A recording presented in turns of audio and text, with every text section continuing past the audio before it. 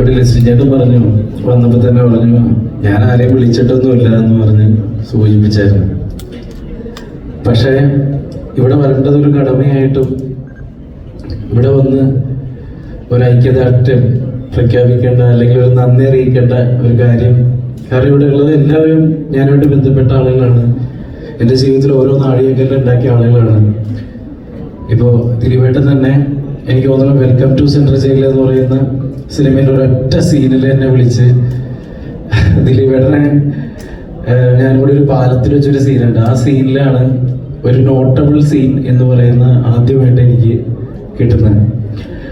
പിന്നെ ലിസ്റ്റ് ചേട്ടനാണെങ്കിൽ മാർഗംകളി എന്ന് പറഞ്ഞ സിനിമ എന്നെ വെച്ച് എടുത്ത ആളാണ്. ജോണി ചേട്ടൻ ഞങ്ങൾ തിരുമാലിയിൽ എവറസ്റ്റ് വരെ കയറിയ ആൾക്കാരാണ് രണ്ടുപേരും. ആൽവിൻ ചേട്ടനുണ്ട്, എൻ്റെ പ്രിയ സുഹൃത്തുക്കളുണ്ട്, ഒരുപാട് പേര് ഇവിടെ ഉണ്ട്. ഞാൻ പക്ഷെ ഏറ്റവും കൂടുതൽ എൻ്റെ ഗ്രാറ്റിറ്റ്യൂഡ് അറിയിക്കാൻ ഇവിടെ എത്തിയത്, അല്ലെങ്കിൽ ഈ സിനിമയ്ക്ക് എല്ലാവിധ ആശംസ അറിയിക്കാൻ എത്തിയത് വേറെ ആരെക്കും വേണ്ടിയിട്ടല്ല, അത് ഡയറക്ടർ ബിൻഡോയ്ക്ക് വേണ്ടിയിട്ടാണ്. കാരണം ഞാനും അവനും പണ്ട് തുടങ്ങി ചെറുപ്പം മുതൽ കൂടെ ഉണ്ടായിരുന്ന ഒരു കൂട്ടുകാരനാണ്, ബാല്യകാല സുഹൃത്താണ്, ഒരുമിച്ച് സിനിമ സ്വപ്നം കണ്ട് നടന്നവരാണ്.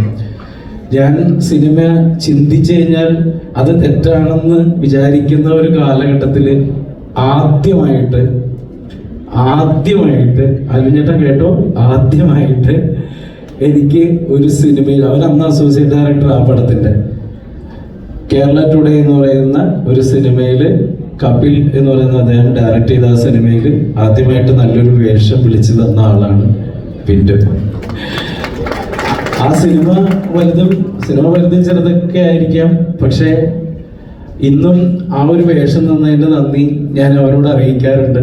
ഈ സിനിമ തുടക്കം മുതൽ, ദിലീപേട്ടൻ്റെ അടുത്ത് കഥ പറയാൻ പോകുന്നത് മുതൽ ഇന്നലെ സെൻസർ ചെയ്ത കാര്യം വരെ വിളിച്ചു പറയുന്ന വിൻഡോയ്ക്കാണ്. എടാ, നിന്റെ നല്ല മനസ്സിന്, ഈ പറയുന്ന, ഞാൻ ഹൃദയം കൊണ്ട് പറയാണ്, നിന്റെ നല്ല മനസ്സിന് നല്ലതേ നിനക്ക് വരുള്ളൂ.